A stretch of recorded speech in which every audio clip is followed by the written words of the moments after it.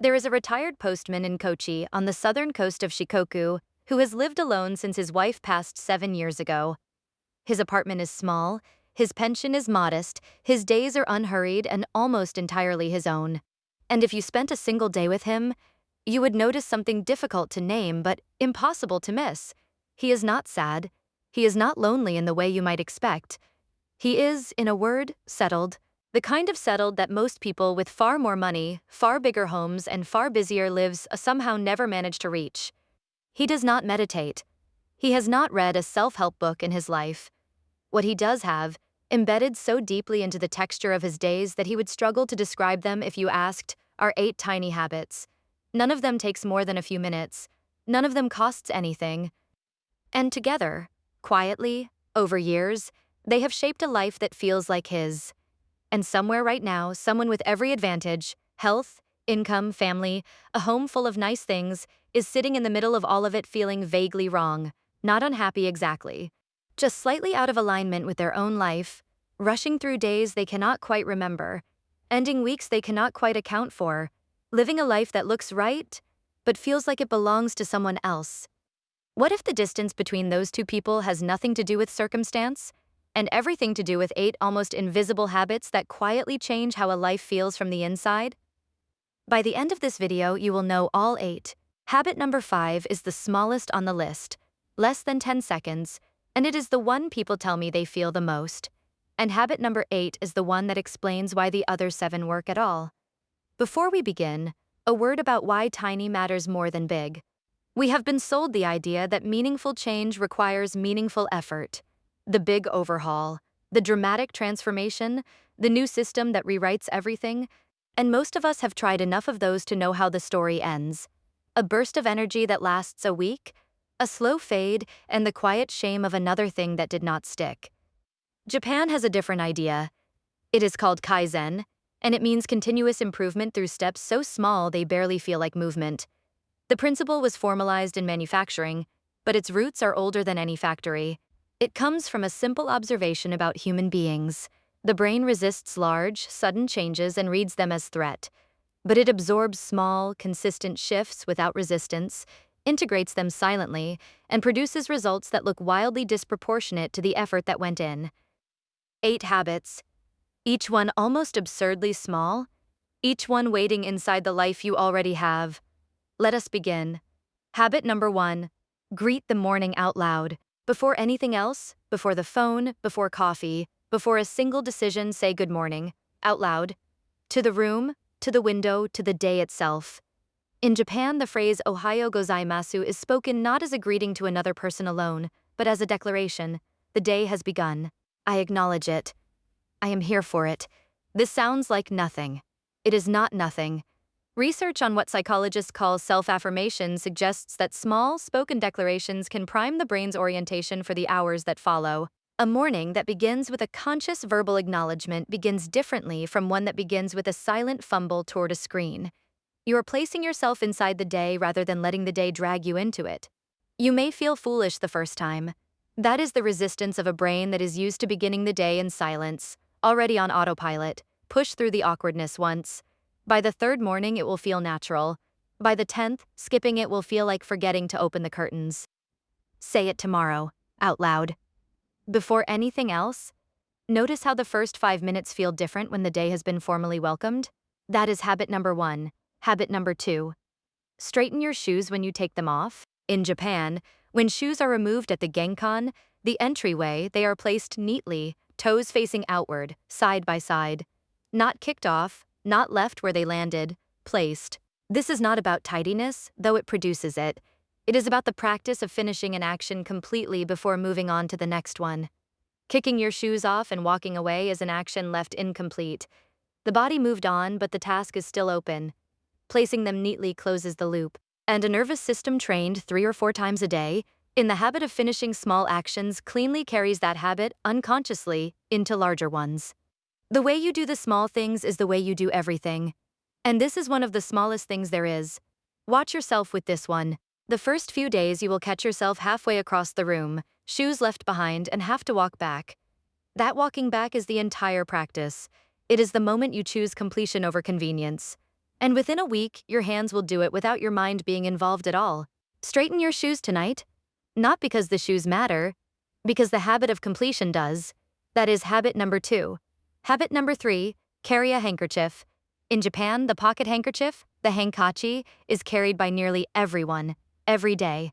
Not for show, for use, drying hands in a public restroom where the dryer is broken, wiping a brow, covering a sneeze properly, sitting on a bench that might be damp. The deeper function is self-sufficiency. A person carrying a handkerchief is a person who has taken quiet responsibility for their own small needs, rather than relying on the environment to provide. It is a tiny declaration of preparedness that, repeated daily, shapes something larger, a sense of being ready, of not being caught off guard by the minor inconveniences that derail a mood. In a culture of disposability, the handkerchief is a quiet rebellion. It says, I carry what I need. I do not depend on the paper towel dispenser being full, or the air dryer being functional, or someone else having thought of the thing I need. That independence is small, and it is steady, and it builds something. A $5 cloth in your pocket, washed each evening, dried by morning, and you move through the day a small degree more composed. That is habit number 3. Habit number 4, walk to the furthest option. When you have a choice between 2 ways to get somewhere, 2 shops, 2 staircases, 2 paths, choose the one that is slightly further. Not for exercise. For the extra few minutes of movement and daylight that the longer path contains.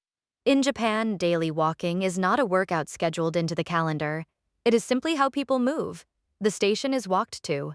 The errand is done on foot. The slightly further bakery is chosen over the closer convenience store, not for the bread, for the walk. Researchers studying what are called blue zones, the regions of the world with the highest concentrations of people living past 100, consistently find that one of the strongest common factors is not formal exercise but daily, incidental movement. Walking to things, choosing stairs, moving through the day on foot rather than being driven from point to point. The furthest option is never much further, a few extra minutes. But those minutes, repeated daily for decades, compound into something the gym cannot replicate. You do not feel this on any single day. You feel it after a month when you realize your legs are a little stronger, your mind a little clearer on the walk home, your evening a little less restless. The minutes were always there. You just started using them. Choose the further option today. That is habit number 4. And now habit number 5. The smallest one on the list. Less than 10 seconds. Habit number 5. Say Itadakimasu before you eat. 2 words spoken quietly before the first bite. I humbly receive. In Japan, this phrase is said before every meal, at home, in restaurants, at school, in the office. It is universal and almost invisible. What it does is draw a line, a boundary between the doing that came before and the receiving that comes now. The nervous system is asked in that tiny pause to shift from output to input, from working to being fed, from rushing to arriving. Research on mindful eating has consistently linked even brief pauses before meals with slower eating, greater satisfaction, and reduced overeating. But the effect reaches past the food. That 10-second pause is practice for the pause before everything. It trains the body, meal by meal, in the art of being fully present at the start of something rather than already halfway through it. And here is the surprising thing about this 10-second pause. It does not just change how you eat, it changes how you transition into everything. Because once the nervous system learns the art of arriving, it begins to do it on its own, before conversations, before tasks, before sleep. The meal is where you practice. The rest of life is where it shows. Say it before your next meal, silently if you prefer. Just the pause, just the breath, just the conscious decision to arrive at the food before you eat it. That is habit number 5. Habit number 6. Thank the tools you use. In Japanese culture, there is a phrase spoken to objects that have served their purpose. Otsukaresama, roughly meaning you have worked hard, or more poetically, thank you for your effort. It is said to colleagues at the end of the day, but it extends in the Japanese sensibility to things. To a worn-out pair of shoes before they are discarded. To a kitchen knife being cleaned after a meal. This sounds like sentimentality. It is functional. What it does is interrupt the habit of consuming and discarding without noticing. It slows the transaction between use and discard, and in that gap something subtle shifts. You begin to notice what you have. You begin to register what things actually do for you. And a person who notices what they have is a person who needs less. because the sense of enough comes from attention, not from acquisition. And notice what follows from this practice over time. You stop replacing things as quickly because you have begun to notice how well the old ones still work. You stop accumulating as freely because the things you already own have become visible to you again. Gratitude toward objects is, quietly, the antidote to the restlessness that drives most unnecessary spending. Thank one object today: the kettle, the chair, the jacket you reach for every morning without thinking. Let yourself feel for a moment how well it has worked. That is habit number 6. Habit number 7. End the day by choosing tomorrow's first action. Not a to-do list, not a plan, one single action. The very first thing you will do tomorrow after your morning begins. Decide it tonight before bed. In Japan, the night before preparation, setting out clothes, preparing the bag, choosing what to eat for breakfast, is treated as an act of care toward the self who will wake tomorrow. And this habit is the simplest version of that. One decision removed from the morning, where decisions are most expensive, and placed in the evening where it costs nothing. When you wake with the first action already decided, there is no gap between waking and moving, no paralysis of choice, no drift. The body simply does what was decided, and the doing generates momentum that carries through the hour. The action does not need to be impressive. Make the bed, drink the water, step outside. Anything that takes less than 5 minutes and requires no thinking. The point is not what you do. The point is that the gap between waking and moving closes completely. A morning without a gap is a morning without drift, and a morning without drift carries you cleanly into the rest of the day. Decide the first action tonight.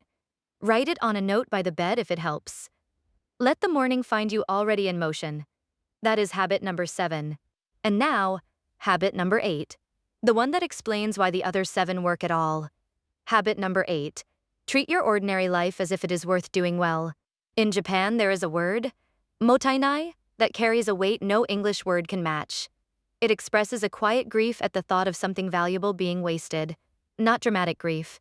A gentle, persistent unwillingness to let good things pass unnoticed, unused, unappreciated. Applied to a life, mottainai says this: your ordinary Tuesday, the one with the commute and the errands and the dishes, is not the filler between the moments that matter. It is the moment that matters.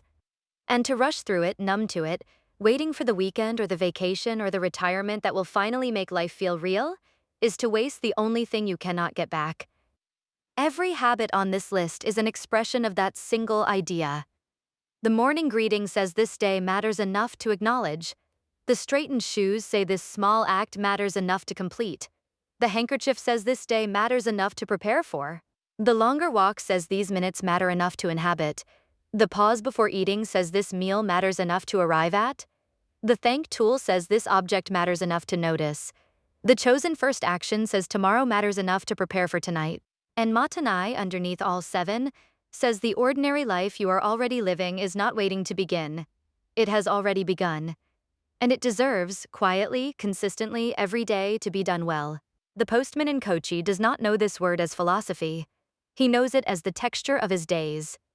The way he greets the morning, the way he places his shoes, the way he pauses before rice and thanks his kettle and walks the long way to the post office even though he no longer works there. He is not performing. He is simply inhabiting his life, fully, with attention, one small habit at a time. That is habit number 8. Here is everything in one breath. Greet the morning out loud, straighten your shoes, carry a handkerchief, walk to the furthest option, pause before you eat, thank the tools you use, decide tomorrow's first action tonight, and underneath all of it, treat your ordinary life as if it is worth doing well, because it is the only one you have and it is passing whether you notice it or not. 8 habits, none of them a revolution. Every one of them a small, quiet decision to pay attention to a life that is already happening. Now, before you close this, I want to ask you something honestly. Which of these 8 is the one your life is most missing? Is it the morning you never greet? The shoes you always kick off? The pause before food you have never once taken? Or is it simply the decision underneath all of it, to stop waiting for a better life and start inhabiting the one you already have? Drop the number in the comments, 1 through 8, because naming the one thing is the first step toward living it. And someone reading your comment may recognize themselves in it, and feel, for a moment, a little less alone in the ordinary. If this changed the way you see your day even slightly, Share it with one person whose life is full but who always seems to be somewhere else inside it. They might be 8 tiny habits away from finally being here. Take care of yourselves. I will see you in the next one. This content is for general well-being and lifestyle inspiration only, not medical advice.